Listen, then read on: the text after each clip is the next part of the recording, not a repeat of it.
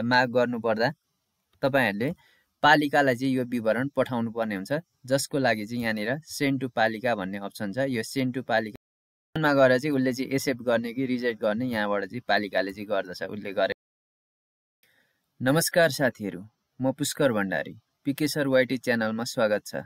आजको भिडियोमा हामी सिक्नेछौं विद्यालयका विद्यार्थीहरुको दिवा खाजा माग फारम कसरी इमिस प्रणालीबाट अनलाइन माग गर्ने भनेर। यो प्रक्रिया अहिले धेरै विद्यालयका लागि अनिवार्य भइसकेको छ, त्यसैले भिडियो अन्तिमसम्म ध्यानपूर्वक हेर्नुहोस्। यदि तपाई पहिलो पटक इमिसबाट खाजा माग गर्न लाग्दै हुनुहुन्छ भने यो भिडियो तपाईका लागि निकै उपयोगी हुनेछ।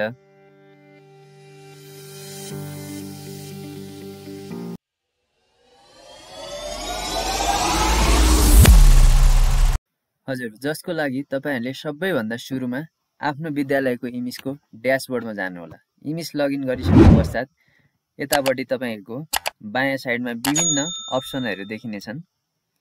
त्यो अप्सन मध्ये तपाईहरुले सबैभन्दा सुरुमा स्टुडेन्ट रेकर्डमा जानुपर्ने हुन्छ र यो एटेन्डेन्समा क्लिक गर्नुपर्ने हुन्छ। त्यसपश्चात तपाईहरुले यहाँनिर इयर छान्नुहोस्।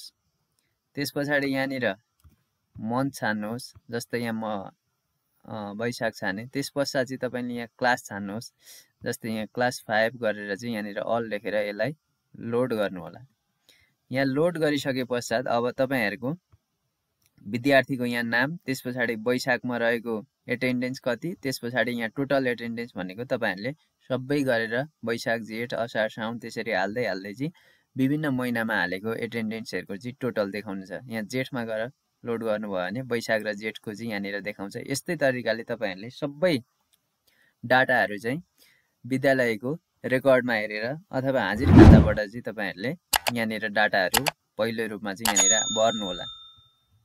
यति भरिसके पश्चात अब हामीले गर्न जाँदैछौं दिवा खाजाको लागि माग गर्न जाँदैछौं, जसको लागि यहाँ सबैभन्दा तल रहेको छ एउटा रिक्वेस्ट फर्म भन्ने छ। यो रिक्वेस्ट फर्ममा क्लिक गर्नु होला। रिक्वेस्ट फर्ममा क्लिक गरिसकेपछि यहाँ विभिन्न अप्सनहरु देखिन्छन्। त्यो अप्सन मध्ये तपाईहरु सबैभन्दा तल रहेको यहाँनिर डे मिल रिक्वेस्ट फर्म भनेको ठाउँमा चाहिँ यहाँ क्लिक गर्नु होला। अब यसमा क्लिक गरिसकेपछि तपाईहरुको आफ्नो विद्यालयको यहाँनिर विद्यालय खुल्नेछ। त्यसपछाडी यहाँ इयर छान्नु होला। इयर छानेर जस्तै मन्थमा वैशाखमा क्लिक गर्नु होला।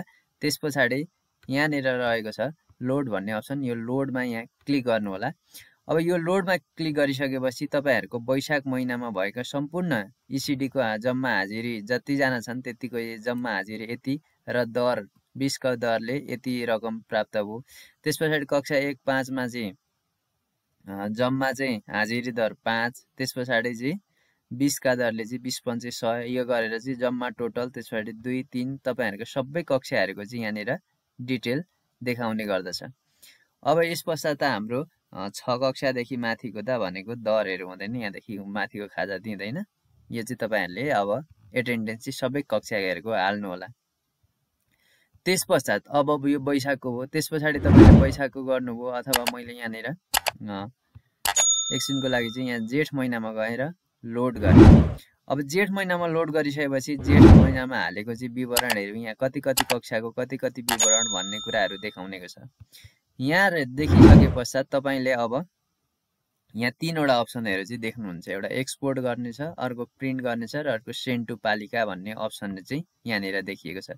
अब यति गरेर तपाईहरुले सबै हाजिरीको विवरण हालिसके पश्चात चाहिँ अब दिवा खाजा माग गर्नुपर्दा तपाईहरुले पालिकालाई चाहिँ यो विवरण पठाउनु पर्ने हुन्छ, जसको लागि चाहिँ यहाँनिर सेन्ड टु पालिका भन्ने अप्सन छ। यो सेन्ड टु पालिका भन्ने अप्सनमा क्लिक गर्नु होला। त्यसपछाडी एकपटक सेन्ड गरिसकेपछि पुनः सच्याउन मिल्दैन, त्यसैले विवरण एकिन गरी चाहिँ सेभ गरेर मात्र पठाउनु होला भनेको छ। त्यसपछाडी यसलाई चाहिँ यो विवरणहरुलाई चाहिँ सेभ गर्नु होला। तपाईहरुको डे मिलमा भएको रिक्वेस्ट फर्म चाहिँ सेभ भएको छ। अब यो सेभ भइसके पश्चात तपाईहरुको के हुन्छ भन्दाखेरि यो अलरेडी सेन्ड भनेको छ। अब यो चाहिँ तपाईहरुको विवरण चाहिँ पालिकामा गइसक्यो। यो तरिकाले अब तपाईहरुले 3 महिनाको माग्नुहुन्छ भने जुन महिनाको माग्नुहुन्छ सबैको एटेन्डेन्स हालिसकेपछि यही तरिकाले चाहिँ तपाईहरुले सबै कुरालाई चाहिँ सेन्ड गर्दै जानु होला। यहाँ लोड गर्दाखेरि तपाईहरुले यदि सेन्ड गर्नु भएको छ भने यसरी अलरेडी सेन्ड भनेर देखाउँछ।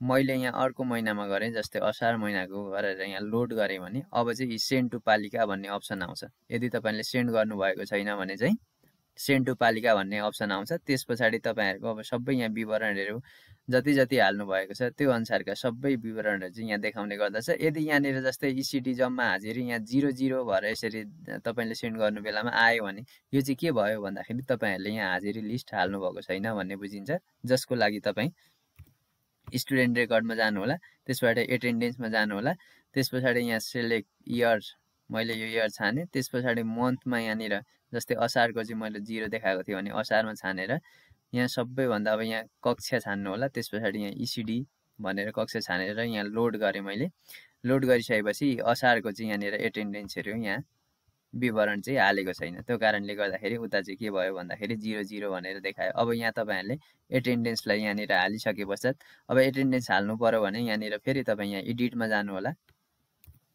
यहाँ एडिटमा गइसकेपछि अब यहाँबाट एटेन्डेन्स कति कक्षाको जति हो त्यो चाहिँ हाल्न मिल्छ। यो हालिसकेपछि यहाँ लास्टमा सेभ भन्ने अप्सन छ, यो सेभ भन्ने अप्सनमा चाहिँ यहाँ गएर क्लिक गरेर चाहिँ यसरी सेभ गर्नु होला।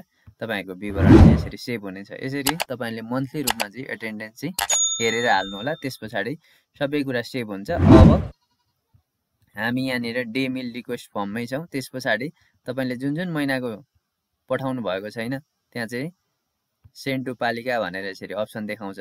त्यस पश्चात अब तपाईँले जस्तै मैले वैशाखको चाहिँ यहाँनिर पठाइसकेँ, एकछिन नमुनाको लागि यहाँ लोड गरेँ। अब यो अलरेडी सेन्ड भनेर देखाउँछ, यहाँनिर पठाइसकेको विवरण छ भने अलरेडी सेन्ड गर्छ। अब यसलाई एक्सपोर्ट गरेर तपाईँले पनि हेर्न सक्नुहुन्छ। यहाँ एक्सपोर्ट गर्नुभयो भने एउटा एक्सेल फाइल डाउनलोड हुन्छ र यो रिक्वेस्ट फर्ममा तपाईँले के गर्नुभयो अथवा यसको डिटेलहरू यहाँबाट पनि तपाईँले यसरी चाहिँ एक्सेल फाइल चाहिँ खुल्ने गर्दछ। त्यस पछाडि यहाँनिर तपाईँहरूको विद्यालयको नाम अनि बैंक खाता नम्बरहरू अनि कतिका दरले पठाउनु भयो यो टाइप्सले चाहिँ देखाउने गर्दछ र यसलाई केही एडिटहरू पनि गर्न सक्नुहुन्छ। र यति गरेर पहिला सेन्ड गरिदिइसक्ने। त्यस पछाडि सेन्ड गरिसकेपछि यहाँ प्रिन्ट भन्ने अप्सन छ। यो प्रिन्ट भन्ने अप्सन छ, यो प्रिन्ट भन्ने अप्सनमा चाहिँ यहाँ क्लिक गर्नु होला। यो क्लिक गरिसकेपछि तपाईँहरूलाई चाहिँ के हुन्छ भन्दाखेरि यहाँ अब यहाँ प्रिन्टर सिलेक्ट गर्नु होला। यहाँ प्रिन्टर नभएको कारणले सेभ एज पिडिएफ भनेर देखायो। त्यस पछाडि यहाँ तपाईँहरूको नगरपालिकाको नामहरू अनि क्रम सङ्ख्या, त्यस पछाडि चाहिँ कक्षा यहाँ देखाउँछ, त्यस पछाडि हाजिरी दर कति, हाजिरी चाहिँ जम्मा हाजिरी कति, त्यस पछाडि दर कति र जम्मा हाजिरी गरेर कैफियत कति भयो भन्ने कुरा चाहिँ यहाँ अलरेडी रूपमा आउँछ। अब यहाँ प्रमाणित गर्ने प्रधानाध्यापकले प्रमाणित गर्नु होला, तयार गर्ने तपाईँहरूको कसै विद्यालयको कसैले गर्ने, त्यसबाट रुजु गर्ने चाहिँ लेखा शाखातिर गएर चाहिँ रुजु गर्ने भन्ने तरिकाले साइन गरेर यो प्रिन्ट गरेको हार्ड कपी पनि तपाईँहरूले पालिका चाहिँ पुर्याउनु होला। यति गरिसके पश्चात तपाईँहरूले विद्यालयले गर्ने काम सक्यो। त्यस पछाडि अर्को अप्सन यहाँ तल रहेको छ, day meal request form list भन्ने छ। यहाँनिर यो day meal request form list भनेको छ। यो लिस्ट चाहिँ पालिकाहरूले चाहिँ हेर्ने गर्दछ। जेनेरेट बेन भाउचरहरू पनि उसले पालिकाले चाहिँ यहाँ जेनेरेटहरू गर्नेछ। त्यस पछाडि तपाईँहरूको अब यहाँ तपाईँहरूले पठाउनु भयो, त्यस पछाडि पठाइसकेपछि उसले यहाँनिर पालिकाले गर्ने काम हो। त्यस पछाडि मन्थली यहाँनिर छान्छ, जस्तै वैशाख महिनाको छानेर लोड गर्यो भने उसले चाहिँ यहाँनिर आएको विवरण चाहिँ यसरी देख्ने गर्दछ पालिकाले। त्यस पछाडि चाहिँ पालिकाले चाहिँ अब यसलाई एक्सपोर्ट गर्ने। अब यहाँ एक्सनमा गएर चाहिँ पालिकाले यो चाहिँ विद्यालयले गर्नु परेन, विद्यालयको काम भनेको हामीले रिक्वेस्ट गरिसकेपछि अनि हार्ड कपी प्रिन्ट गरिसकेपछि सकियो। अब एक्सनमा गएर चाहिँ उसले चाहिँ एक्सेप्ट गर्ने कि रिजेक्ट गर्ने यहाँबाट चाहिँ पालिकाले चाहिँ गर्दछ। उसले गरेको विवरणहरू हेर्छ, जम्मा विद्यार्थी त्यहाँ भएका कति हुन्, त्यस पछाडि विद्यार्थीको जम्मा लगभग हाजिरी हुने सङ्ख्या कति हो, कहिलेकाहीँ चाहिँ बढी हाजिरी हालेर पनि पठाएको छ कि भन्ने कुराहरू छ भन्ने कुरा चाहिँ उसले यहाँ हेर्छ र यदि यो विवरण ठिक छ भने उसले चाहिँ यहाँबाट एक्सेप्ट गर्ने गर्दछ। त्यस पछाडि यो जेनेरेट बेन फर्महरू गरेर पनि यो चाहिँ पालिकाले चाहिँ फर्महरू प्रिन्ट गरेर यो राख्न सक्छ। तपाईँले विद्यालयले गर्ने काम भनेको यहाँ डे मिल रिक्वेस्ट फर्ममा गएर चाहिँ सेन्ड टु पालिका गर्ने हो। त्यस पछाडि पालिका सेन्ड गरिसकेपछि मैले अघि पनि देखाइहालेँ, यहाँ जस्तै ल जेठ महिनाको गर्नु पर्यो भने नि यहाँ लोड गर्ने। त्यस पछाडि यसलाई प्रिन्ट गरेर यहाँ डाइरेक्ट प्रिन्ट गर्दाखेरि यो A4 साइजमै प्रिन्ट हुने गरी चाहिँ हुने गर्दछ र यसरी चाहिँ प्रिन्ट गरेर चाहिँ विवरणहरू यो सुरक्षित विद्यालयमा पनि एकप्रति राख्नु होला र उहाँ पनि प्रमाणित गरेर पठाउन सकिन्छ। हवस् त, आजको भिडियोमा यति नै। यस्तै जानकारीमूलक भिडियोहरू हेर्नको लागि कृपया यस च्यानललाई सब्स्क्राइब गर्न नभुल्नुहोला। फेरि अर्को भिडियोमा भेट्नेछौँ। Bye bye.